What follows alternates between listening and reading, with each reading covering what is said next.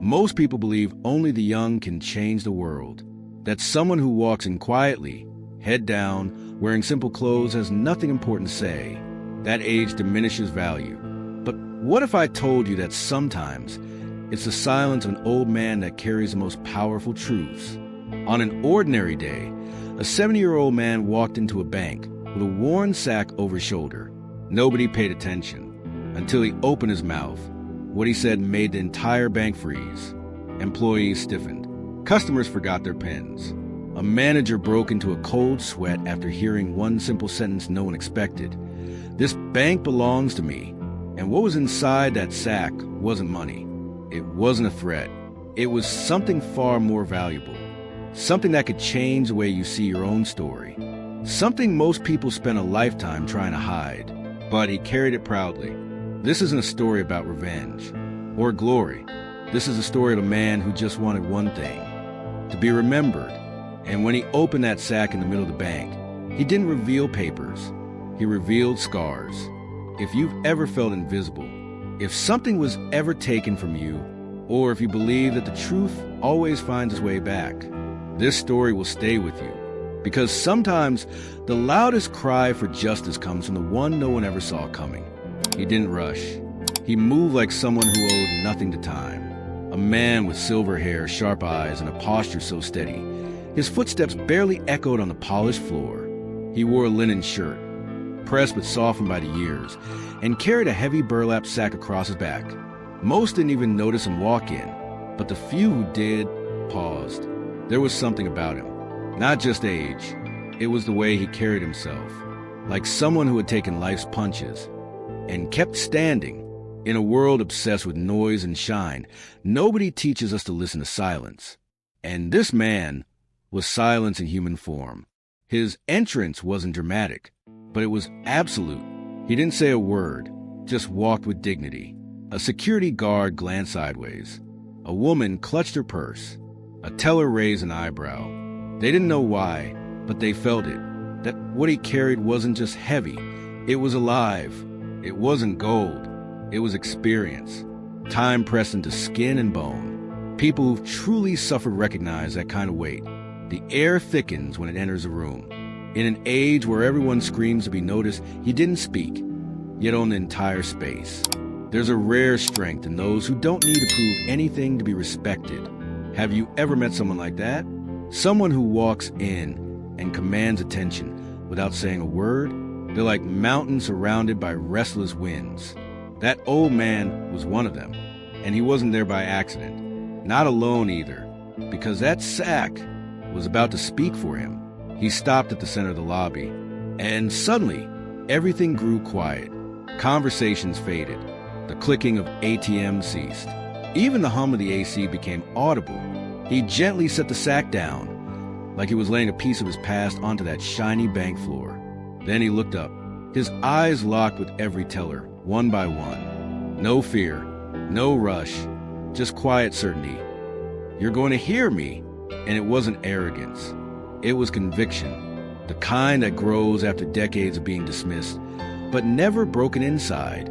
There's a fire behind the eyes of someone who's lost everything and lived on, not a burning flame, but a deep ember, one that glows within. And he had that, even without knowing his story. People began shifting in their seats. A clerk stood, another looked to the manager, and the manager scratched his head, wondering if he should recognize this man. That's how the mind works when logic fails. It searches memory, but no one remembered him, which only made it more unsettling. But it wasn't just him that made people uncomfortable. It was a feeling that something big was about to surface. It's easier to dismiss an old man with a sack as crazy, more comfortable than believing he might hold a truth no one wants to face. But sometimes the universe chooses a forgotten to deliver the unforgettable. And unless you're paying attention, you might miss it, like seeing a shooting star. But closing your eyes, what they didn't know was, he wasn't just carrying a sack. He was carrying a story no one dared to tell. Then he spoke. He didn't raise his voice, didn't flinch. He just said, in a hoarse but steady tone, like someone who's had to repeat those words more times than he should have, "This bank belongs to me. Time stopped. A murmur rippled through the lobby. A nervous laugh here. A held cough there. People looked at each other, trying to validate the absurdity of what they'd just heard. The manager stepped forward, keeping his tone polite. "Sir, would you like to open an account? Or are you here for assistance?" But the old man didn't move. His eyes didn't blink. And then the sentence returned, hammering through the silence. "This bank belongs to me." It's strange how the brain reaches for logic when faced with the impossible. Could he be a former owner? An unknown heir? A case of mistaken identity from decades past? But it wasn't what he said that was disturbing. It was how he said it. Not like someone demanding, but like someone remembering. The way someone walks into a house and sees strangers living there, yet knows, deep down, that it still belongs to them. He wasn't asking. He was stating. And that's a far more unsettling thing for people who want to deny it. Some people go through life carrying truths that no one's willing to hear. And over time, that silence becomes a force of its own. The strength of survival, the power of walking forward even when the ground cracks beneath you. That old man had it. And in that single moment, in that single line, he wasn't speaking just to bank employees. He was speaking to the world. To everyone who's ever felt invisible, dismissed, forgotten. And as strange as his words seemed, there was something in him that struck a nerve. Something that quietly pulled at memories most had tried to bury. The sack stayed right where he had placed it. And somehow, it became the loudest sound in the room. The rough fabric brushing the marble floor, like a soft drumbeat of something about to be revealed. Eyes bounced between the old man and the bag. "What's in there?" Someone whispered near the ATMs. "Money," someone guessed. "A bomb," another muttered. But no one dared to step closer. There was a tension in the air that made even breathing feel dangerous. It was as if the sack were alive, as if it held secrets too heavy to be just cloth and stitches. Trying to regain control, the manager took a cautious step. "Sir, we need you to explain your presence here." But before he could finish, the man raised his hand. "Not now." Then, slowly, he bent down. With effort, he lifted the sack, both hands gripping it like something sacred. It made a deep, earthy sound. Not the clinking of coins or the shuffled papers, but the sound of old things, heavy with meaning. He placed it gently on the counter. Now everyone could see it more clearly. It wasn't just an ordinary sack. It was stitched with old thread, covered in patches, worn by time, and embroidered, faint, nearly erased, with the words, "Truth is heavy, but it sets you free." Not a slogan, a warning. How many people do you know who walk around carrying invisible sacks on their backs? Unresolved guilt, broken promises, old traumas, dreams they've buried. Most of us grow used to that weight. It becomes part of our spine. But this man, he chose to show his, to lay it bare, right there, on the table. And that in itself is a rebellious act in a world obsessed with appearing light. Being honest about your weight is revolutionary. Maybe it wasn't about what was inside the sack. Maybe the real power came from the fact that he dared to carry it where everyone could see. Because sometimes, the only way to be truly seen is to reveal what made you invisible in the first place. He opened the sack with calm hands. They trembled slightly with age, but his movements were deliberate. No one dared move. No one looked away.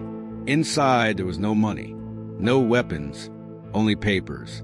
Dozens of them, yellow with time, folded and creased, some with burnt edges, others tied with old string. He took one out gently, like handling an artifact. A deed, then another, and another. Old documents, handwritten signatures, stamps from long-gone governments. One by one, he laid them out on the counter until a mountain of history stood in front of him. "This bank was built with my father's money," he said. No anger, no tears, just truth. The room went silent. The manager picked up a document, hands shaking, searching for a mistake, a loophole, a lie. But the more he read, the more his face changed. The stamps were real. The names matched. The records were legitimate. "This can't be," he mumbled aloud. But it was. The old man hadn't come to ask for anything. He came to remind everyone that truth, no matter how deeply buried, always finds a way to breathe again. And now, it lay on the counter, calling out the laziness, the forgetfulness, the red tape that tried to erase it. How many of us have buried our beginnings? How many are told to forget who they were, what they built, what was stolen from them? He wasn't just a man with documents. He was a living reminder of everything history tries to erase when it becomes inconvenient. The forgotten heir, the overlooked daughter, the silenced truth. Truth doesn't rush, but it never expires. And that day, in that bank, it stood up on paper. No one was laughing now, because laughing would mean mocking justice itself. While the documents were being examined, the old man remained standing. He didn't ask for explanations, didn't demand justice. He just waited. It wasn't revenge he was after. It was a chapter that needed to be closed. When someone finally asked his full name, he answered calmly. And upon hearing his last name, the manager turned pale. It was the same one listed in an old founding ledger, tucked away in the bank's archives. No one had ever paid attention to that name, buried for decades under modern routines and digital progress. But now there he was, standing, flesh, bone, and memory. It's easy to forget who laid the foundation when you're busy enjoying the top floor. Many employees took pride in their work, the stability of the job, their benefits. But none of them, until that day, knew the real cost of that stability. The sweat, the sacrifice, the betrayal. That man represented a generation that was taught to give, to build, and to keep quiet. But he never forgot. And even with a weary body, he brought the truth back with the kind of strength that only comes from someone who knows. Legacy can't be erased by time. It can only be hidden for a while. And time is the best storyteller of all. Most people think history is made by the names in the textbooks. But the true builders live between the lines, in old diaries, in faded letters, in the tearful eyes of those who never got the recognition they deserved.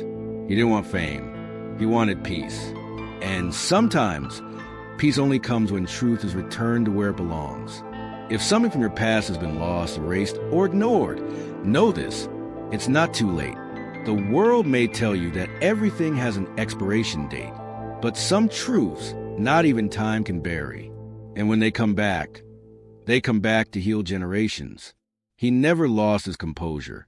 While the manager scrambled through records, called legal departments, and searched for answers buried decades ago, the old man simply stood there, calm, not like someone waiting for a miracle, but like someone who already knew the ending. And that made people uneasy, because the world often confuses humility with submission. But this wasn't submission. It was dignity. And dignity, when it refuses to bow to fear, makes noise. Not the noise of shouting, but the kind that shakes the ground quietly. The old man didn't want a spotlight. He wanted respect. And respect, unlike fear, can't be forced. It must be earned. That's when everything changed. A younger employee who had been watching from afar stepped forward. He hesitated, then asked, "Sir, were you related to the man who helped build our first branch?" The old man smiled softly. "That was my father." And in that subtle smile was a lifetime, grief, pride, and something deeper, the certainty that every brick his father laid now made sense. Touched by the truth, the young employee began helping. He pulled up files, matched dates, uncovered missing records. And in just a few hours, the bank stood face to face with a truth it could no longer deny. The man wasn't there to make up a story. He was there to remind them of the one they'd chosen to forget. And that's the power of dignity. It doesn't need grand speeches, just truth. Like the single mother who works quietly for years, only to hear her child say at graduation, "This is for you, Mom." Or the immigrant who arrives with one suitcase and ends up building a business that changes lives. These people don't brag, because their stories speak louder than words. The old man didn't talk about victories. He showed scars. And scars are medals for those who survived what would have broken most others. That day, he taught everyone in that bank more about honor than any textbook ever could. And the most powerful part? He did it without raising his voice. As the commotion settled, one thing lingered in the air: reverence. The old man, even in silence, had made everyone think. That afternoon was no longer ordinary. Each person there began reviewing their own life. Because when someone walks in with a story like his, he's not just opening a sack. He's holding up a mirror. The manager, now visibly shaken, looked at the documents differently. They weren't just old paperwork. They were voices from the past, crying for justice. And more than that, there were silent questions pressing into everyone's mind. What am I building with my days? Will anyone remember me like this? The old man hadn't asked for a single dollar. No lawsuit, no threats. But he left one message, clear as glass: you need to know where you came from. It hit like a punch to the soul. We live in an age of instant everything. But the things that truly matter take time.